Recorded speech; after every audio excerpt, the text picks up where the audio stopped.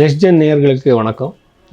இங்கே வந்து நாம் அந்த ராசி பலம் பார்க்க போகிறோம். ஃபெப்ரவரி மந்தோட ராசி பலம். ஸோ அதுக்கு பார்க்குறதுக்கு முன்னாடி ஒரு விஷயத்தை நான் சொல்லணும். எப்படின்னா, ஒரு ஜாதகம் பார்க்கும்போது இப்போ நீங்கள் ட்வின்ஸ் குழந்தைகள் இருக்கும் இல்லையா, அவர் பிறந்திருக்கிற டைமில் வந்து ஒரு 5 மினிட்ஸ் 2 மினிட்ஸ் டிஃப்ரென்ஸ் இருக்கும். ஸோ அவரது லைஃப் வேறு மாதிரி இருக்கும். 2 பேரோட லைஃப் ஒரே மாதிரி இருக்காது. எதுக்குன்னா 2 பேரோட லக்னமே சேஞ்ச் ஆகிருக்கலாம். அதுக்கப்புறம் வந்து சிஸ்டாம்சம்னு சொல்லுவாங்க. அங்கே கூட சார்ட் சேஞ்ச் ஆகிருக்கும்.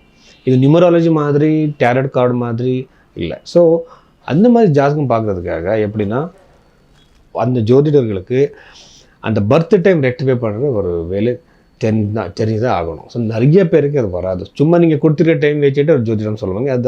அதுக்கு தான் அது ஃபெயில் ஆகிடும் அந்த ப்ரெடிக்ஷன். ஸோ அந்த பர்த் டைம் ரெக்டிஃபை பண்ணுற ஜோதிடர்கிட்ட நீங்கள் போகணும்.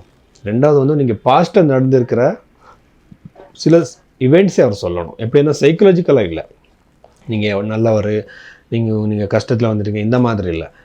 உங்கள் லைஃப்பில் இந்த மாதிரி இவெண்ட்ஸ் நடக்கும். இதுக்குன்னா உங்கள் பாஸ்ட் சொன்ன ஒரு ஆள் உங்கள் ஃப்யூச்சர் கூட சொல்கிறதுக்கு தகுதியான ஒரு ஜோதிடர். ஸோ அவரை விட்டுடாதுங்க.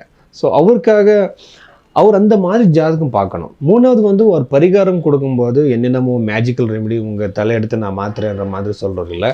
எப்படின்னா, ஒரு ஜாதகம் பார்த்ததுக்கப்புறம் பிருஹத் பராசர ஓரா சாஸ்திரத்தில் எழுதியிருக்கிற அந்த ரெமெடிஸை கொடுக்கணும். அங்கே வந்து காஸ்ட்லியான ரெமெடிஸ் ஒன்றும் இல்லை. ஜெம் ஸ்டோன்ஸோ நியூமராலஜி கருங்குலிமெல்லாம் வெறும் மந்திர ஜபம் மட்டும்தான் இருக்குது. அது நீங்களே பண்ணிக்கலாம்.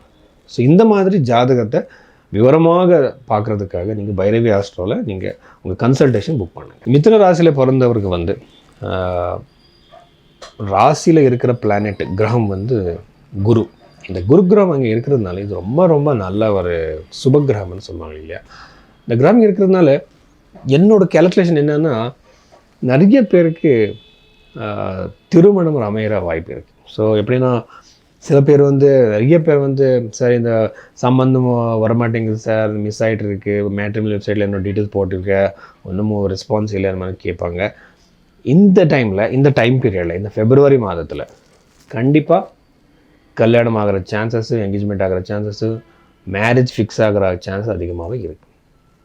ரெண்டாவது ப்ரெடிக்ஷன் என்னென்னா, சில பேர் பிரிஞ்சிருப்பாங்க, செப்பரேட்டாக இருப்பாங்க, அவர் வந்து கொடுக்குற சான்சஸ் இருக்குது.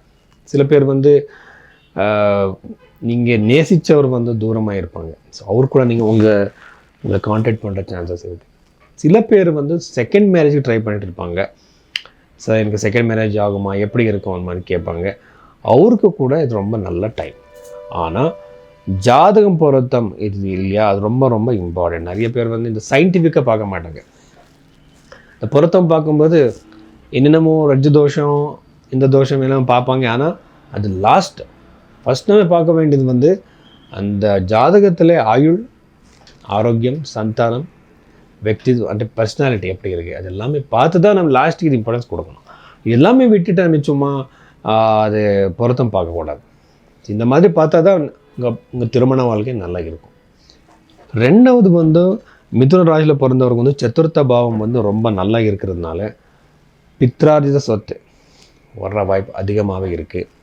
ரெண்டாவது நீங்களே ப்ராப்பர்ட்டி வாங்குகிற வாய்ப்பு, வீடு கட்டுற வாய்ப்பு, வீடு வாங்குகிற வாய்ப்பு அதிகமாக இருக்குது. சில பேருக்கு வந்து சடன் கெயின்ஸ் இருக்கும். எப்படின்னா, எங்கேருந்தோ ஒரு ப்ராப்பர்ட்டி உங்களுக்கு வரலாம். இந்த சான்சஸ் அதிகமாக இருக்குது. ஏன்னா அஷ்டமத்தில் 4th ஹவுஸ், இந்த 8th ஹவுஸ், இது ரொம்ப ரொம்ப நல்ல காம்பினேஷன் ப்ராப்பர்ட்டிக்காக. ஆனால் குடும்பத்தில் ரொம்ப பிரச்சனை இருக்கும். டிஸ்பியூட்ஸ், சின்ன சின்ன விஷயங்களுக்கு சண்டை, மிஸ்அண்டர்ஸ்டாண்டிங் அதிகமாக இருக்கும். கொஞ்சம் ஜாகிரதையாக இருங்க. மூணாவது பொசிஷன் நம்ம பார்த்தா கேத்து இருக்கிறதுனால அண்ணன் தம்பி மத்திய வந்து நடுவில் சின்ன சின்ன விஷயங்களுக்கு சண்டை வரலாம், பிரச்சனை வரலாம், இந்த மாதிரியெல்லாம் இருக்குது. அதுக்கு பஞ்சம ஸ்தானத்தை நம்ம பார்த்தா வந்து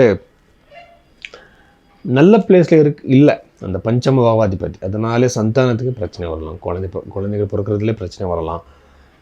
அதுக்கப்புறம் வந்து யார் எல்லாமே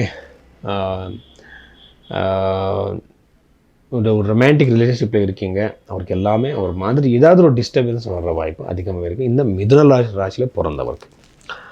ஸோ மொத்தத்தில் வந்து இது ரொம்ப பாசிட்டிவாக இருக்குது. கரியரில் சேஞ்சஸ்ஸு, புதுசாக ஜாப் கிடைக்கிற வாய்ப்பு, சக்ஸஸ்ஸு, வெளிநாட்டில் யார் ஜாப் தேடுறீங்களோ அவர் எல்லாருக்குமே ஜாப் கிடைக்கிற வாய்ப்பு அதிகமாகவே இருக்குது. இனி வரைக்கும் வந்து நாம் ஒரு ராசி மேலே நாம் என்னென்ன நடக்கும்ன்ற மாதிரி பார்ப்போம். பார்த்துட்டோம். ஸோ ஆனால் இப்போ வந்து ஒரு ஜாதகம் பார்க்குறது எப்படி, ஒரு ஜாதகம் ஃபார் எக்ஸாம்பிள் ஒரு கல்யாணம்னு பாருங்கள். அங்கே வந்து லக்னம், சந்திர ராசி, சூரிய ராசி, பாத லக்னம், உபபாத லக்னம், அதுக்கப்புறம் வந்து நவாம்ச குண்டலி, அஷ்டக வர்க்கம், கோச்சாரம், பிரஷ்னம் எல்லாமே பார்த்து தான் ஒரு ப்ரெடிக்ஷன் கொடுக்கணும். சும்மா சில பேர் இருப்பாங்க ஒரு 5-10 நிமிஷத்தில் எல்லா லைஃபஸ் மொத்தம் சொல்லிடுவாங்க. அது எப்படி? அது முடியாது. கம்ப்யூட்டர்னாலையும் கூட முடியாது. அது வந்து ரொம்ப எக்ஸ்பீரியன்ஸ் வேணும், டைம் வேணும், அந்த ரெஸ்பெக்ட் நீங்களும் கூட கொடுக்கணும். ஸோ அந்த மாதிரி டீட்டெயிலாக ஜாதகம் பார்த்து ப்ரெடிக்ஷன் கொடுக்கும்போது உண்மை தான் சொல்லணும். எப்படின்னா உங்கள் லைஃப்பில் இருக்கா இல்லையா? சார் நான் கார் வாங்குவீங்கன்னா, நான் கார் வாங்குறேன்னு நீங்கள் வாங்குறதுக்கு வாய்ப்பு இருக்கா நீங்கள் கேட்பீங்க. இருக்கா இல்லையா அது மட்டும்தான் நான் சொல்லணும். இல்லைன்னா இல்லை. ஸோ நீங்கள் அதை அக்செப்ட் பண்ணிக்கணும். ஸோ இது வந்து கர்மத்துலேருந்து நமக்கு வரப்போகிற இந்த ப்ரெடிக்ஷன் வந்து அது யாராலையும் மாற்ற முடியாது. அதனால இருக்கிற உண்மையை நீங்கள் அக்செப்ட் பண்ணிக்கணும். அந்த மாதிரி நீங்கள் ஜாதகம் பார்க்குறதுக்காக, உண்மையை தெரிஞ்சுக்கிறதுக்காக நீங்கள் பைரவி ஆஸ்ட்ரோவில் நீங்கள் கன்சல்டேஷன் எடுத்துக்கோங்க.